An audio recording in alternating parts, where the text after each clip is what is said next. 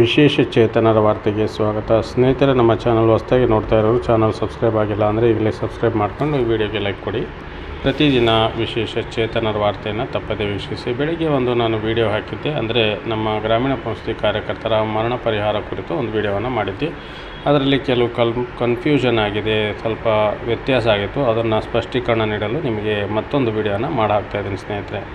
ಅದೇನಪ್ಪ ಅಂತಂದರೆ, ನಮ್ಮ ಗ್ರಾಮೀಣ ಪಂಚಾಯತಿ ಕಾರ್ಯಕರ್ತರ ಒಂದು ಗೌರವಧನ ಆಧಾರದ ಮೇಲೆ ಕೆಲಸ ಮಾಡ್ತಾ ಇರ್ತಕ್ಕಂಥವ್ರಿಗೆ ಆಕಸ್ಮಿಕವಾಗಿ, ಅಂದರೆ ಕೆಲಸ ನಿರ್ವಹಿಸುವ ಸಂದರ್ಭದಲ್ಲಿ ಆಕಸ್ಮಿಕವಾಗಿ ಮರಣ ಹೊಂದಿದರೆ ಅವರಿಗೆ 1 ಲಕ್ಷ ರೂಪಾಯಿವರೆಗೆ ಮರಣ ಪರಿಹಾರವನ್ನು ನೀಡ್ತಾರೆ. ಅದನ್ನು ಮರಣಾನಂತರ VRW MRW ಅವರು ಮರಣಾನಂತರ ಯಾರಿಗೆ ಪರಿಹಾರ ಮೊತ್ತವನ್ನು ನೀಡಬೇಕು ಅಂತಕ್ಕಂಥ ಒಂದು ಸ್ಪಷ್ಟೀಕರಣವನ್ನು ಇಲಾಖೆಯಿಂದ ಕೇಳಲಾಗ್ತಾ ಇದೆ. ಹಾಗಾಗಿ ಅದೊಂದು ನಮೂನೆಯನ್ನು ಕೂಡ ಈಗಾಗಲೇ ಬಿಡುಗಡೆ ಮಾಡಿದ್ದಾರೆ. ನೀವೇನು ಮಾಡಬೇಕಂದ್ರೆ, ಈಗ ಪ್ರಸ್ತುತ 3 ವರ್ಷ ಕನಿಷ್ಠ 3 ವರ್ಷ ಸೇವೆ ಸಲ್ಲಿಸಿರ್ತಕ್ಕಂಥ VRWಗಳು MRWಗಳು ಮತ್ತು URWಗಳು ಮಾತ್ರ, ಅಂದರೆ 2 ವರ್ಷ ಅಥವಾ ಈಗ ಹೊಸದಾಗಿ ಯಾರು ಸೇರಿದರೆ ಅವರಿಗೆ ಇದು ಅವಶ್ಯಕತೆ ಇಲ್ಲ ಅಂತ ಹೇಳ್ತಾ ಇದ್ದಾರೆ. 3 ವರ್ಷ ಸತತವಾಗಿ ಕೆಲಸ ನಿರ್ವಹಿಸಿ ನಂತರ ಏನಾದರೂ ಆಕಸ್ಮಿಕ ಮರಣ ಹೊಂದಿದರೆ ಮಾತ್ರ ಅವರಿಗೆ ಮರಣ ಪರಿಹಾರವನ್ನು ನೀಡಲಾಗ್ತಾಯಿದೆ. ಇದೊಂದು ನಿಯಮ ಇದೆ.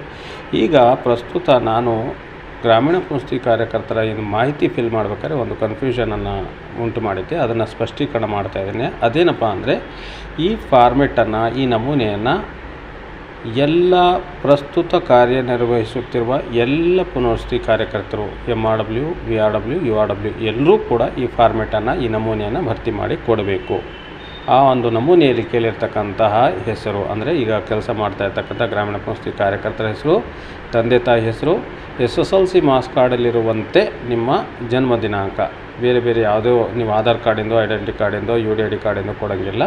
SLC ಮಾರ್ಕ್ಸ್ ಕಾರ್ಡ್ ಮೇಲೆ, ಅಂದರೆ SLC ಮೇಲೆ ನಾವು ಏನು ಕೆಲಸಕ್ಕೆ ಸೇರಿರ್ತೀವಿ ಆ ಒಂದು ಮಾರ್ಕ್ಸ್ ಕಾರ್ಡಲ್ಲಿರ್ತಕ್ಕಂಥ ಜನ್ಮ ದಿನಾಂಕವನ್ನು ನೀವು ಕಡ್ಡಾಯವಾಗಿ ನಮೂದಿಸಬೇಕು.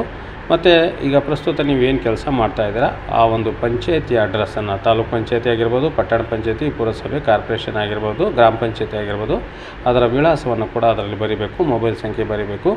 ಮತ್ತು ನೀವು ಯಾವ ಹುದ್ದೆಯನ್ನು ಮಾಡ್ತಾಯಿದ್ದೀರಾ, ನಿರ್ವಹಿಸ್ತಾ ಇದ್ದೀರಾ, VRWನೋ MRWನೋ URWನೋ ಅದನ್ನು ಕೂಡ ನೀವು ಅಲ್ಲಿ ಬರೀಬೇಕು. ಮತ್ತು ಕರ್ತವ್ಯ ನಿರ್ವಹಿಸುತ್ತಿರುವ ಕಚೇರಿಯ ವಿವರವನ್ನು ಕೂಡ ನೀವು ಬರೀಬೇಕಾಗುತ್ತೆ. ಕಾರ್ಪೊರೇಷನ್ ಆದರೆ ಕಾರ್ಪೊರೇಷನು, ಪಟ್ಟಣ ಪಂಚಾಯತಿ ಆದರೆ ಪಟ್ಟಣ ಪಂಚಾಯತಿ, ನಗರಸಭೆ ಆದರೆ ನಗರಸಭೆ, ತಾಲೂಕು ಪಂಚಾಯತಿ ಆದರೆ ತಾಲೂಕು ಪಂಚಾಯತಿ ಅಥವಾ ಗ್ರಾಮ ಪಂಚಾಯತಿ ಆದರೆ ಗ್ರಾಮ ಪಂಚಾಯತಿ ವಿವರವನ್ನು ಅಲ್ಲಿ ಬರೀಬೇಕು. ಹುದ್ದೆಗೆ ಸೇರಿದ, ಇದು ಇಂಪಾರ್ಟೆಂಟು, ನಿಮ್ಮ ಆರ್ಡರ್ ಕಾಪಿಯಲ್ಲಿ ಇರ್ತದೆ. ನಿಮಗೇನು ಗ್ರಾಮೀಣ ಪಂಚಾಯತಿ ಕಾರ್ಯಕರ್ತರ ಹುದ್ದೆಗೆ ನಿಯೋಜನೆ ಮಾಡ್ಕೊಂಡಿರ್ತಾರೆ, ಒಂದು ಆರ್ಡರ್ ಕಾಪಿಯಲ್ಲಿ ನಿಮ್ಮ ಹೆಸರು, ದಿನಾಂಕ ಇರ್ತದೆ, ಕೆಲಸಕ್ಕೆ ಸೇರಿರ್ತಕ್ಕಂಥ ದಿನಾಂಕ ಅಥವಾ ವರದಿ ಮಾಡ್ಕೊಂಡಿರ್ತಕ್ಕಂಥ ದಿನಾಂಕ, ಅದನ್ನು ಅದರಲ್ಲಿ ಬರೀಬೇಕು. ಮುಖ್ಯವಾಗಿ UDID ಕಾರ್ಡ್ ಪ್ರತಿಯೊಬ್ಬರು ಹೊಂದಿರ್ತಾರೆ. ಹಾಗಾಗಿ UDID ಕಾರ್ಡ್ ಸಂಖ್ಯೆನ ಬರೀಬೇಕು. ಮತ್ತು ನಮ್ಮ ಗ್ರಾಮೀಣ ಪಂಚಾಯತಿ ಕಾರ್ಯಕರ್ತರ ಆಧಾರ್ ಕಾರ್ಡ್ ಸಂಖ್ಯೆನ ಬರೀಬೇಕು. ಗ್ರಾಮೀಣ ಪಂಚಾಯತಿ ಕಾರ್ಯಕರ್ತರ ರೇಷನ್ ಕಾರ್ಡನ್ನು ಕೂಡ ಬರೀಬೇಕು. ನೀವು ಯಾರ ಹೆಸರಿಗೆ ಈ ಹಣ ಕೊಡಬೇಕು ಅನ್ನಿಸ್ತದೋ, ಅಥವಾ ಗಂಡ ಅಥವಾ ಹೆಂಡತಿ, ತಂದೆ ತಾಯಿ ಅಥವಾ ತಮ್ಮ, ಮದುವೆ ಆಗಿಲ್ಲ ಅಂತಂದರೆ ತಂದೆ ತಾಯಿ ಹೆಸರು ಬರೆದಿರ್ತೀರ, ಮದುವೆ ಆಗಿದೆ ಅಂದರೆ ಗಂಡನ ಹೆಸರು ಬರೆದಿರ್ತೀರ. ಈ ರೀತಿ ನೀವು ನಾಮನಿರ್ದೇಶನ ಮಾಡಲು ಇಚ್ಛಿಸುವ ವ್ಯಕ್ತಿಯ ಹೆಸರನ್ನು ಇಲ್ಲಿ ಕೆಳಗಡೆ ಫಾರಮ್ನ 2ನೇ ಭಾಗದಲ್ಲಿ, ಅಂದರೆ ನಮೂನೆ 2ನೇ ಭಾಗದಲ್ಲಿ ನೀವು ಬರೀಬೇಕಾಗ್ತದೆ. ಮತ್ತು ಕಾರ್ಯಕರ್ತರ ನಾಮನಿರ್ದೇಶಿತರ ಸಂಬಂಧ, ಅವ್ರು ನಿಮಗೇನು ಸಂಬಂಧ ಇದ್ದಾರೆ, ಯಾವ ರೀತಿ ರಿಲೇಷನ್ಶಿಪ್ ಇದೆ, ಗಂಡನೋ ಹೆಂಡ್ತಿನೋ ತಂದೆನೋ ತಾಯಿಯೋ ತಮ್ಮನೋ ಅಣ್ಣನೋ, ಅದನ್ನು ನೀವು ಬರೀಬೇಕು. ಪ್ರಸ್ತುತ ನಾಮನಿರ್ದೇಶಿತರ ವಯಸ್ಸು, ಈಗ ಹಾಲಿ ಆಧಾರ್ ಕಾರ್ಡ್ ಬೇಸಿಸ್ ಮೇಲೆ ಅವರ ಹೆಸರು ವಯಸ್ಸು ಎಷ್ಟಿದೆ ಅಂತ ನೀವು ಬರೀಬೇಕು. ನಾಮನಿರ್ದೇಶಿತರ ಸಂಪೂರ್ಣ ವಿಳಾಸವನ್ನು ಕೂಡ ಬರೀಬೇಕು. ನಾಮನಿರ್ದೇಶಿತರ ಆಧಾರ್ ಸಂಖ್ಯೆಯನ್ನು ಕೂಡ ಅದರಲ್ಲಿ ಬರೀಬೇಕು. ನಾಮನಿರ್ದೇಶಿತರ ದೂರವಾಣಿ ಸಂಖ್ಯೆ, ಇಷ್ಟೆಲ್ಲ ಬರೆದಾದಮೇಲೆ ನಿಮ್ಮ ಸಹಿ, ಮತ್ತು ನಾಮನಿರ್ದೇಶನ ಯಾರಿಗೆ ನೀವು ನಾಮಿನಿ ಮಾಡಿರ್ತೀರ ಅವರ ಹೆಸರು ಮತ್ತು ಒಬ್ಬ ಗೆಜೆಟೆಡ್ ಅಧಿಕಾರಿಯ ಸಹಿಯನ್ನು, ಅಂದರೆ ದೃಢೀಕರಣವನ್ನು ಇದರಲ್ಲಿ ತಗೋಬೇಕಾಗ್ತದೆ. ಅಂದರೆ ಅವರು HM ಆಗಿರ್ಬೋದು, EO ಅಥವಾ BO ಯಾರಾದರೂ ಕೂಡ ಪ್ರಾಪ್ತಾಂಕಿತ ಅಧಿಕಾರಿಗಳ ಒಂದು ಸಹಿಯನ್ನು ಪಡ್ಕೊಂಡು ಆಮೇಲೆ ನೀವು ಜಿಲ್ಲಾ ಕಲ್ಯಾಣಾಧಿಕಾರಿಗಳಿಗೆ ಈ ಫಾರ್ಮೆಟನ್ನು ಸಲ್ಲಿಸಬೇಕಾಗ್ತದೆ. ಒಂದೊಮ್ಮೆ ನೀವು ಮದುವೆ ಆಗಿಲ್ಲ ಅಂತಂದರೆ ತಂದೆ ತಾಯಿ ಹೆಸರನ್ನು ಕೊಟ್ಟಿರ್ತೀರ.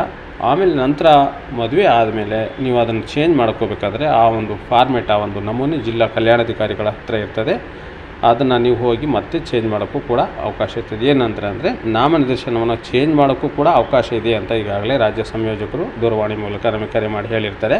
ಹಾಗಾಗಿ ಈ ನಮೂನೆಯನ್ನು ಈಗ ತಕ್ಷಣ ನೀವು 25ನೇ ತಾರೀಕು ಒಳಗಡೆ ನಿಮ್ಮ ಪಂಚಾಯತಿ ವ್ಯಾಪ್ತಿಯಲ್ಲಿ ಕರ್ತವ್ಯ ನಿರ್ವಹಿಸ್ತಾ ಇರ್ತಕ್ಕಂಥ ಎಲ್ಲ VRWಗಳು ನಾನು ಹೇಳ್ತಾ ಇದ್ದೀನಿ, ಮತ್ತೆ ಪದೇ ಪದೇ ಹೇಳ್ತಾ ಇದ್ದೀನಿ. ಮೊದಲಿನ ವಿಡಿಯೋದಲ್ಲಿ ನಾನು ಸ್ವಲ್ಪ ತಪ್ಪು ಮಾಡಿದ್ದೆ, ಈಗ ಅದನ್ನು ಸರಿಪಡಿಸಿ ಹೇಳ್ತಾ ಇದ್ದೀನಿ. ಈಗ ಪ್ರಸ್ತುತ ಕರ್ತವ್ಯ ನಿರ್ವಹಿಸ್ತಾ ಇರ್ತಕ್ಕಂಥ ಎಲ್ಲ VRW, MRW, URWಗಳು ಕೂಡ ಈ ನಮೂನೆಯನ್ನು ಫಿಲ್ ಮಾಡಿ ಕೊಡಬೇಕು. ಅಂದರೆ ನಿಮ್ಮ ಆಕಸ್ಮಿಕ ಮರಣದ ನಂತರ ಪರಿಹಾರ ಮೊತ್ತವನ್ನು ಯಾರಿಗೆ ನೀಡಬೇಕು ಅಂತಕ್ಕಂಥದ್ದು ನೀವೇ ಡಿಸೈಡ್ ಮಾಡಿ ಅದರಲ್ಲಿ ಬರೆದು ಸಹಿ ಮಾಡಿ ನೀವು ನಮ್ಮ DDW ಕಚೇರಿಗೆ ಇದನ್ನು ಸಲ್ಲಿಸಬೇಕು. ಈ ವಿಚಾರನ ನಿಮ್ಮ ಎಲ್ಲ ಗ್ರಾಮೀಣ ಪಂಚಾಯತಿ ಕಾರ್ಯಕರ್ತರಿಗೆ ತಿಳಿಸುವ ಮೂಲಕ ಈ ಒಂದು ಕಾರ್ಯಕ್ಕೆ ಎಲ್ಲರೂ ಕೂಡ ಕೈ ಜೋಡಿಸ್ಬೇಕು ಅಂತ ಹೇಳ್ತಾ ಇವತ್ತಿನ ವಿಡಿಯೋ ಮುಗಿಸ್ತಾ ಇದ್ದೀನಿ. ಏನಾದರೂ ಮತ್ತೆ ಸಮಸ್ಯೆಗಳಿದ್ದರೆ ನೀವು ಕಾಮೆಂಟ್ ಮಾಡಿ, ಕಾಮೆಂಟ್ ಬಾಕ್ಸಲ್ಲಿ ನಾನು ಅದಕ್ಕೆ ಉತ್ತರ ಕೊಡ್ತೀನಿ. ಜೈ ಹಿಂದ್, ಜೈ ಕರ್ನಾಟಕ.